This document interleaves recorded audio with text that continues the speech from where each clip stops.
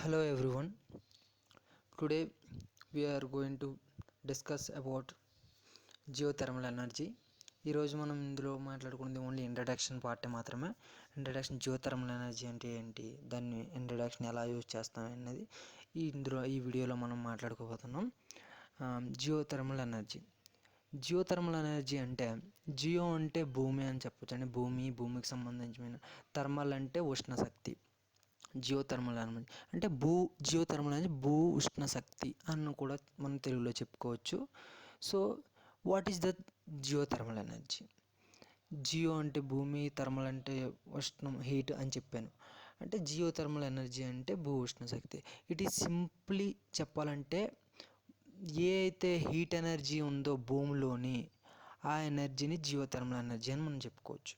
ఏదైతే heat energy అనేది భూమిలో ఉందో ఆ ఎనర్జీని మనం జియోథర్మల్ ఎనర్జీ అనుకోవచ్చు. అలాంటివి ఈ జియో ఎనర్జీని మనం చాలా న్యాచురల్ ప్రాసెస్లలో జనరేట్ చేయవచ్చు.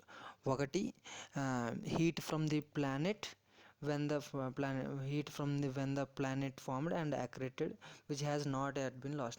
అంటే మన యొక్క గ్రహం అనేది, భూమి అనేది ఒక గ్రహం అని మీకు తెలిసే ఉంటుంది. ఈ గ్రహం ఎప్పుడైతే ఫామ్ అయిందో అప్పటి నుంచి అయితే ఏమైతే భూమి లోపల హీట్ ఉందో అది ఇప్పటి వరకు అది కోల్పోవడం అనేది లేదు. ఆ హీట్ ఇప్పుడు కూడా అలానే ఉంది. సో ఆ హీట్ అవ్వచ్చు. ఇంకా decay of radioactive elements అవ్వండి. నెక్స్ట్ ఫ్రిక్షన్ గురించి మీకు బాగా క్లియర్ కాన్సెప్ట్ కావాలంటే వేరే వీడియో తయారు చేసిన ఆ వీడియో ద్వారా తెలుసుకొని మీరు ఫ్రిక్షన్ గురించి తెలుసుకోవచ్చు. ఇంకా చాలా ఉన్నాయండి హీట్లో. ఈ ఫిగర్ని చూడండి. ఈ ఫిగర్లో ఇట్ సైడ్ రైట్ సైడ్ అనేది డెప్త్ ఆఫ్ కిలోమీటర్ని ఇండికేట్ చేస్తుంది. యువతల సైడ్ ఏంగన టెంపరేచర్ని అంటే మీరు ఇప్పుడు సర్ఫేస్ ఆఫ్ ది ఎర్త్ మీద మనం ఉన్నాము అనుకోండి. ఈ ఎంత డెప్త్కి వెళ్తుంటే అంత టెంపరేచర్ అనేది ఇంక్రీజ్ అవుతుంది. సో మనం ఎంత depth, the deeper you go the hotter it is. ఎంత లోపలికి వెళ్తే అంత ఉష్ణం అనేది పెరుగుతుంది, అంటే ఎంత హీట్ అనేది మనకి హీట్ అనేది లభిస్తుంది ఉంటుంది. మనం జియోథర్మల్ ఎనర్జీని యూజ్ చేయడానికి, జియోథర్మల్ ఎనర్జీని మనం ఎక్కడైతే కనుక్కుంటున్నామంటే, ఎక్కువ కనిపెడుతున్నామంటే ఇక్కడ ఎక్కడైతే గేజర్లు ఉన్నాయో, బాయిలింగ్ మడ్ పాయింట్ ఎక్కడో, వాల్కానో ఎక్కడుందో, హాట్ స్ప్రింగ్స్. గేజర్ అంటే ఏం కాదండి, గేజర్ అనేది ఏంటంటే భూమి లోపల నుండి మాగ్మా నుంచి వాటర్ అనేది బాయిల్ అవ్వడం జరుగుతూ ఉంటుంది గేజర్ నుండి. అదేవిధంగా మనకి ఎప్పుడైతే హీట్ అనేది జనరేట్ అవుతుందో, మాగ్మా నుంచి వాటర్ అనేది జనరేట్ అవుతుందో, వాటర్ అనేది హీట్ అవ్వడం జరుగుతుంది. ఆ హీట్ని మనం ఏంగానే యూజ్ చేస్తాం. అదేవిధంగా మనకి ఈ గేజర్లని ఎక్కడైతే ఇది జియోథర్మల్ ఎనర్జీలో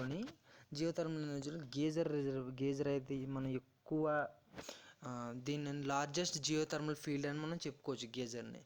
ఇది వరల్డ్ వైడ్గా 22 జియోథర్మల్ పవర్ ప్లాంట్స్ అనేది గేజర్ని యూజ్ చేసే 22 పవర్ ప్లాంట్స్ అనేది తయారు చేయబడ్డాయి. Drawing steam from the more than 350 walls.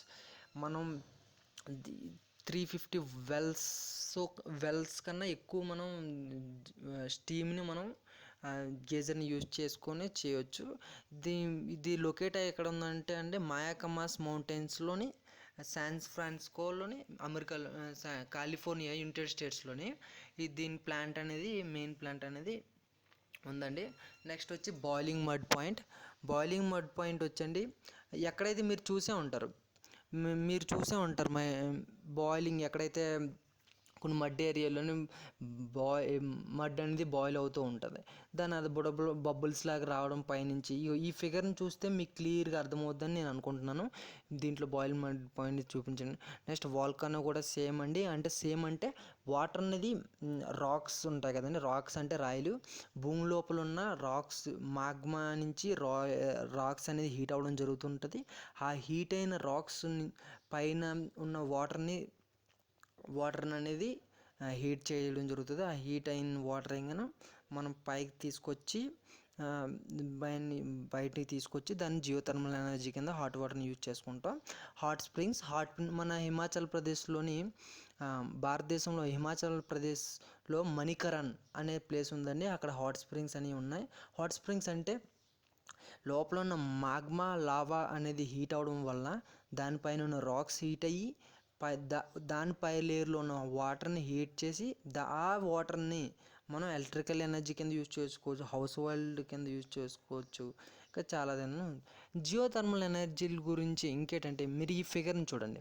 ఇక్కడ అనేది రెయిన్ వాటర్ అనేది ఈ ఫిగర్ చూపిస్తుంది. రెయిన్ వాటర్ ఈ ఫిగర్ రెయిన్ వాటర్ని చూపిస్తుంది. ఇక్కడ రెయిన్ అనేది వస్తుంది. ఇక్కడ హాట్ రాక్స్ అండి రెండు, కింద ఉన్నది మాగ్మా అనేది ఉన్నదండి. ఈ మాగ్మా అనేది రెడ్ కలర్, ఈ మాగ్మా అనేది హీట్ ఉండడం వల్ల ఈ హాట్ రాక్స్ నుంచి ఈ హాట్ వాటర్ అనేది స్టీమ్ కింద కన్వర్ట్ అయ్యి పైకి రావడం అనేది జరుగుతుంది. అంటే రెయిన్ వాటర్ ఇన్ అయ్యిందండి హాట్ రాక్స్లో ద్వారా, మళ్ళీ కింద ఉన్న మాగ్మా ద్వారా హాట్ రాక్స్ అని హీట్ అయిపోయి పైకి అనేది స్టీమ్ కింద రావడం అనేది జరిగింది.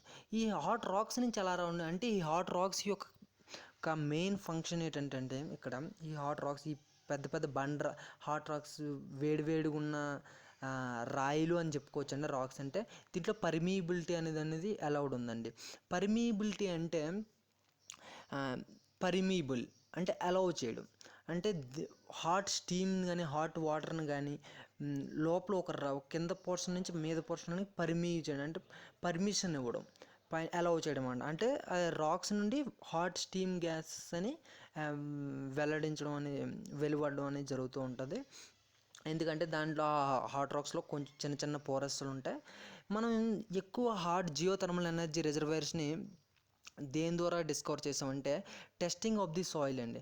సాయిల్ యొక్క టెస్ట్ చేసి మనం దీన్ని తెలుసుకున్నాం. అండ్ నెక్స్ట్ వచ్చి అనలైజింగ్ గ్రౌండ్ టెంపరేచర్. గ్రౌండ్ యొక్క టెంపరేచర్ ఎక్కువగా ఉంటే మనం అందులోని ఇది ఉందని చెప్పుకోవచ్చు అండి. సో అలా దీన్ని మనం జియో థర్మల్ ఎనర్జీని రెండు ప్రాసెసర్ల కింద ఎక్స్ట్రాక్ట్ ఎలా యూజ్ చేస్తున్నాం. Present geothermal energy heat energy on the ఎర్త్లో ఉన్న ఎనర్జీని మనం యూజ్ చేసుకోవాలంటే దాన్ని ఎక్స్ట్రాక్ట్ చేయాలి, అంటే దానిలో నుంచి బయటికి తీసుకురావాలి. సో మనం తీసుకురావడానికి రెండు ప్రాసెస్లు మెయిన్గా మనం యూజ్ చేస్తున్నాం. The heat energy can be brought to the earth surface by the following ways. ఒకటండి directly from the hot springs గేజెస్, మీకు ఆల్రెడీ చెప్పాను. ఏంటంటే మాగ్మా ఉంటుందండి. మాగ్మా పైన హాట్ రాక్స్ అయితే రాక్స్ అని ఏమున్నాయో అవి మాగ్మా ద్వారా హీట్ అయ్యి ఆ హీట్ అయిన రాక్స్ ఏమైనా హాట్ వాటర్ని హీట్ చేస్తేనే హాట్ వాటర్ని స్టీమ్ కింద కన్వర్ట్ అయ్యి బయటకు వస్తుందండి. అదొకటి. Next geothermal heat pump. మనం పంపుని యూజ్ చేసి ఆ లోపల ఉన్న హాట్ వాటర్ని మనం పంపు త్రూ మనం పైకి తీసుకొస్తామండి. సో నెక్స్ట్ ఇది it is uses broadly classified two types కానీ చెప్పుకోవచ్చు, మనం కన్సిడర్ చేసుకోవచ్చు. ఒకటి డైరెక్ట్ యూజ్, రెండు ఇండైరెక్ట్ యూజ్. డైరెక్ట్ యూజ్కి వస్తే అండి hot springs used as a spas. మీకు స్పాస్ గురించి తెలిసే ఉంటుందండి. మనం డ్రింకింగ్ వాటర్ కింద యూజ్ చేసుకోవచ్చు. అంటే ఒక స్పాస్ అంటే బావి అనుకోండి, నీళ్ళు బావి. ఒక స్వచ్ఛమైన డ్రింకింగ్ వాటర్ అనేది హాట్ స్ప్రింగ్స్ని యూజ్ చేసుకొని డైరెక్ట్ యూజ్ మనం తాగొచ్చు అండి. ఆ వాటర్ని భూమిలోంచి తీసింది కాబట్టి. Next heating water at fish farm, చేపల యొక్క ఫార్మ్స్ ఉంటాయి కదా, మీకు తెలిసే ఉంటుంది. అక్కడ కూడా మనం దీన్ని డైరెక్ట్గా యూజ్ చేసుకోవచ్చు.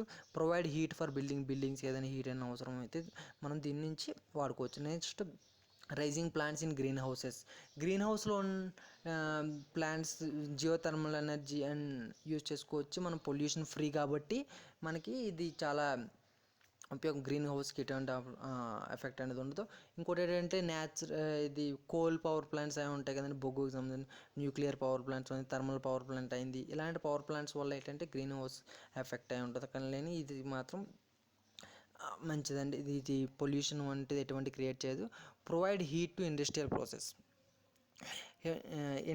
ప్రాసెసెస్కి ఇది పెద్దగా హీట్ అనేది అండి జనరేట్ అనేది చేయనివ్వదు. ప్రొవైడ్ హీట్ ఇది హీట్ చాలా ఇండస్ట్రియల్స్లోని హీట్ అనేది అవసరం. సో మనం డైరెక్ట్గా ఈ ఎనర్జీని యూజ్ చేసుకొని ఈ ఇండస్ట్రియల్కి మనం ప్రొవైడ్ చేయవచ్చు. నెక్స్ట్ వచ్చండి indirect uses of geothermal indirect use వచ్చేటప్పటికి ఏంటండి ఎలక్ట్రిసిటీ జనరేషన్ అనమాట.